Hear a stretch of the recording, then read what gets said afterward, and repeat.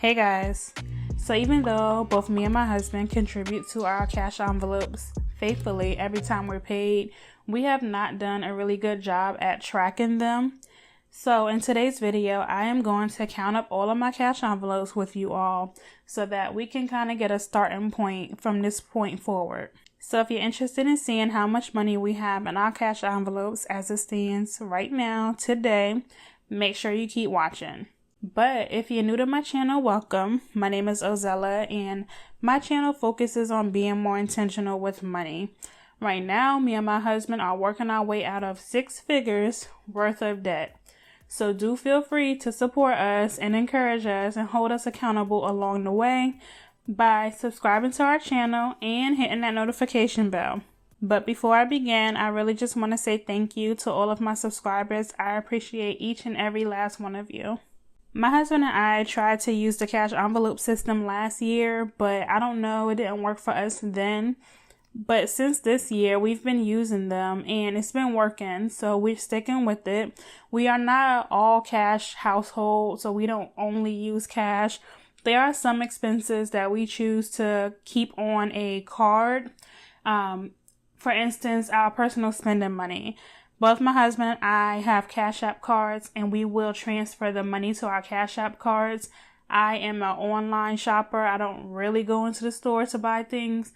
And so it makes sense for us to put that money on a card. But when it comes to cash envelopes, pretty much any expense that you have in your budget that can be paid for with cash, you can keep those in a cash envelope. Using cash helps you not overspend because you can only spend what you have. Groceries is a category that a lot of people go over each month.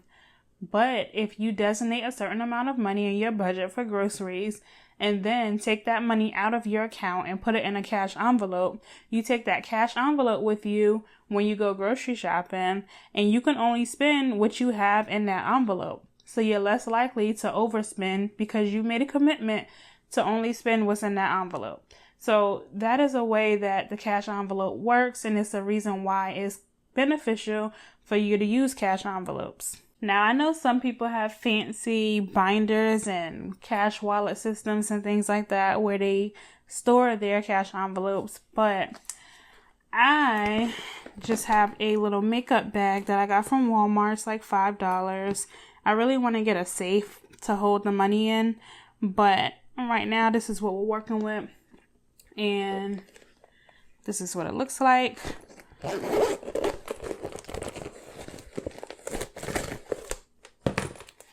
Alright, so I'm just going to separate these. I do have a couple of sinking funds in here as well. I don't have that many envelopes, but I do want to start tracking the envelopes that we do have.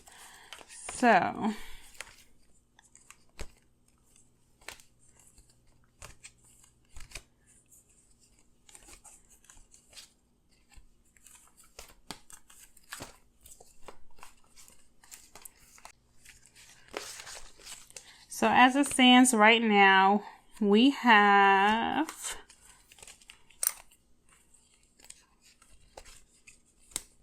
4 cash envelopes.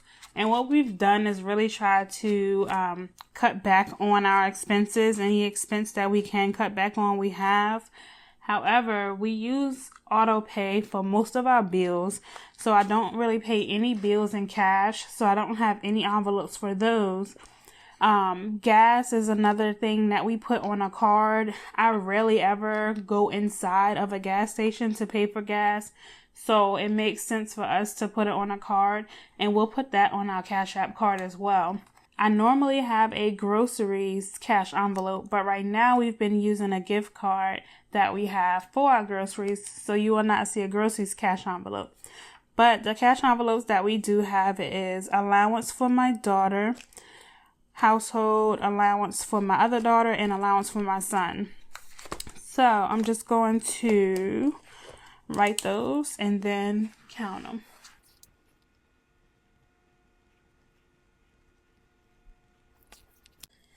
Alright, so for household,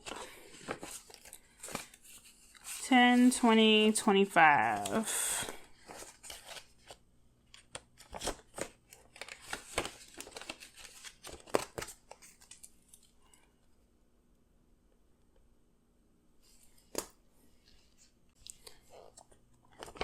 Then I have allowance for my youngest daughter, and I can see right now that's $25.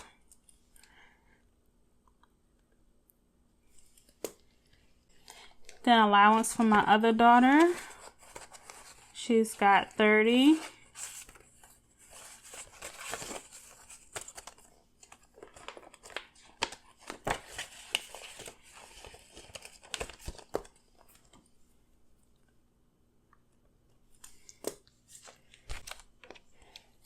And then allowance for my son, and his bills are all over the place.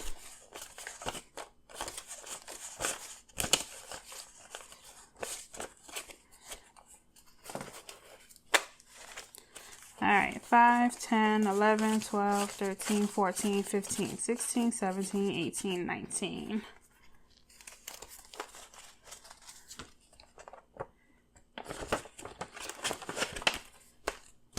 All right, he's got $19.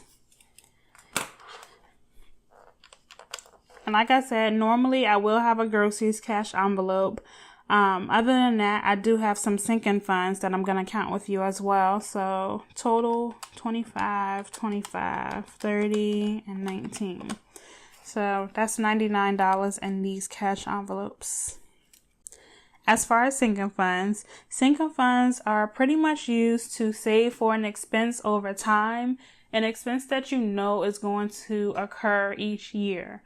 So my favorite example to use is Christmas. We know Christmas comes year round, and Christmas is usually a time where a lot of people can get themselves into a lot of debt. But you can use sinking funds to save for Christmas all year long, so that once Christmas rolls around, you have an envelope full of cash that you can use to spend on Christmas, where you don't have to rely on credit cards and rack up more debt. Another popular category that people save for is their property taxes, their car registration, their car insurance. These are expected expenses.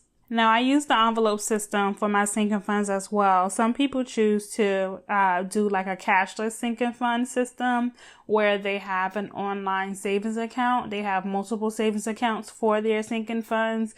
And Capital One 360 is one of the most popular online savings accounts because you can have different buckets, different savings accounts. So it makes it easier for you to separate out your sinking funds. But as I said, I'm using the envelope system and it's been working. So far, these are the sinking funds that I have. Christmas, kids activities, homeschool, car maintenance, date night, of course, is empty. Groceries. Oh, I'm sorry. Groceries is not a sinking fund. That goes with the cash envelopes. Miscellaneous, which I don't have anything in right now. Self-care, clothing, and gifts.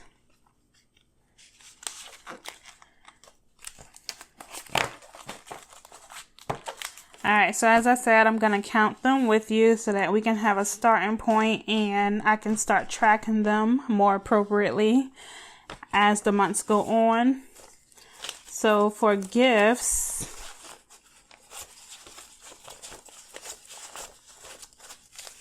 so that's 50, 70, 90, 100, 105, 110.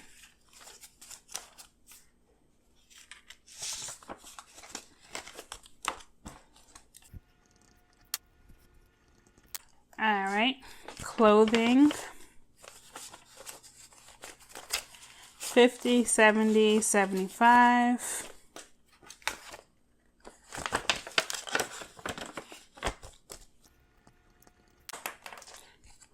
Self-care,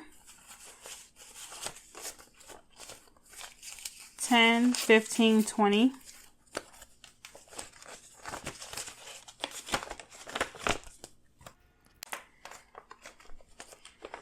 Car maintenance,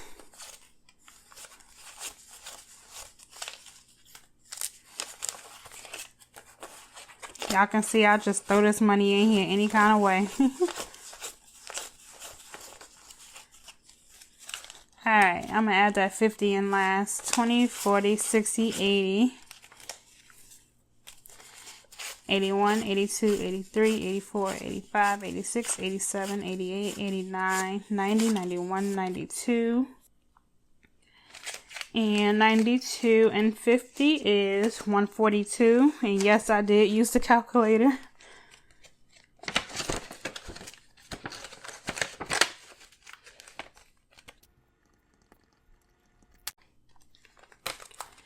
Alright, homeschool. My husband thought it was funny one day. I told him to bring me back certain denominations, and he comes back with a whole bunch of ones and a whole bunch of fives. So I'm gonna apologize in advance.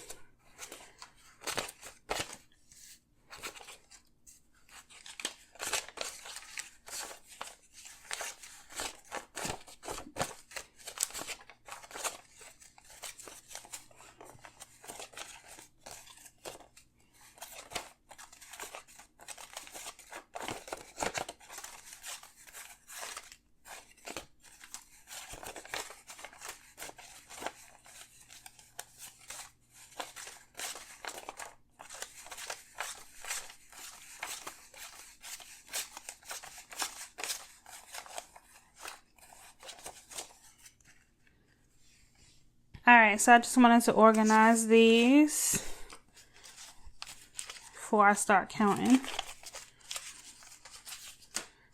Again, I'm going to do the 50 last, 20, 30, 35, 40, 45, 50, 55, 60, 61, 62, 63, 64, 65, 66, 67, 68, 69, 70, 71, 72, 73, 74, 75, 76, 77, 78, 79, 80, 81, 82, 83, 84, 85, 86, 87, 88. And 88 and 50 is 138.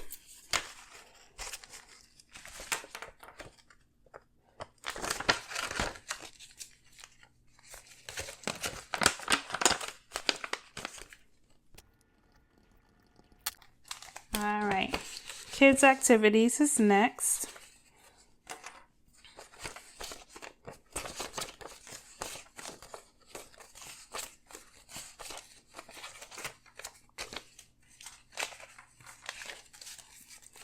$20, $40, $60, $80, $1, $20, $30.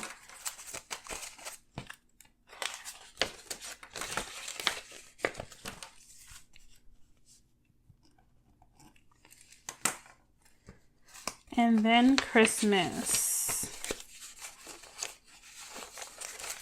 50, 70, 80, 85. So of course I just started saving for Christmas. Alright, so let me just calculate and see how much we have all together in our sinking funds.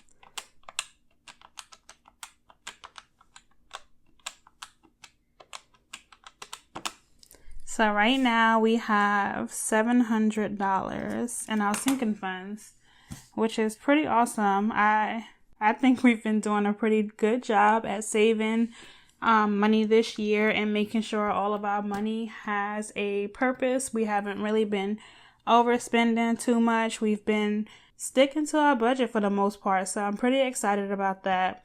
Let me know in the comments below if you use sinking funds or cash envelopes, or if you use a cashless system, or pretty much how you handle all of these extra expenses that are not normally something that you have to spend money on each month. But how do you handle those expenses? Let me know in the comments. This is what we have. So we have $700 in our sinking funds, and we have $99 in our cash envelopes. Hope you enjoyed this video. Until next time, guys. Bye.